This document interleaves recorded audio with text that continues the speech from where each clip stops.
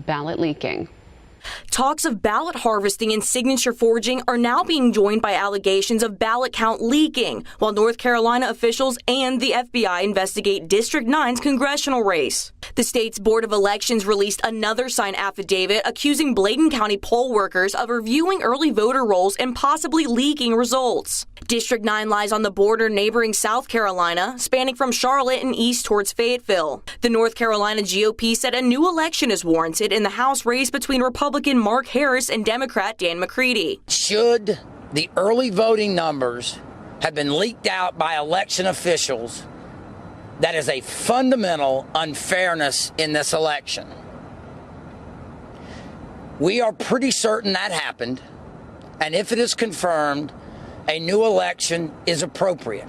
According to Bladen County polling assistant Agnes Willis, early voting ballots were submitted on November 3rd at around 1:45 p.m., despite being legally required to electronically submit after polls closed on Election Day.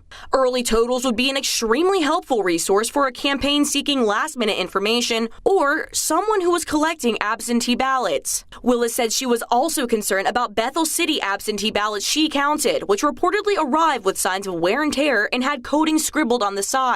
In the weeks leading up to the recent revelations, multiple residents have come forward with concerns about election tampering by canvassers allegedly working for Leslie McCrae Dowless.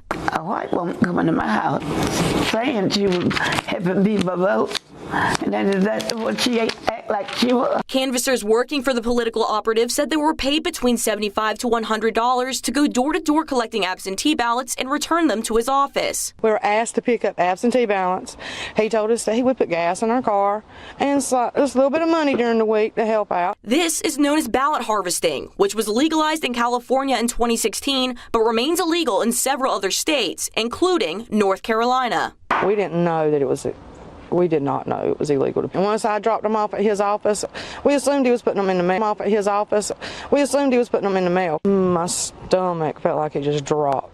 I was like, what? So please tell me that we didn't have nothing to do with that. McCrae Dowless was hired as an independent contractor by the now-defunct Red Dome Group, a political consulting firm which was hired by Harris's campaign in 2017. Both have since been subpoenaed by the State Board of Elections. McCrae Dowless also serves as the Bladen County Agricultural Commissioner and has yet to speak about the allegations against him. Meanwhile, Harris and McCready are said to be gearing up for a second congressional election, although the board has yet confirmed when or if one will take place. North Carolina's Board of Elections was set to disband on the 21st, but received an extension to continue its probe until the 28th to decide whether to hold a new District 9 election. However, the U.S. House could contest its final decision. Until then, 200,000 residents remain in the dark about whether they'll have a representative on Capitol Hill as Congress begins its new legislative agenda on January 3rd. Meghann Dyke, One American News.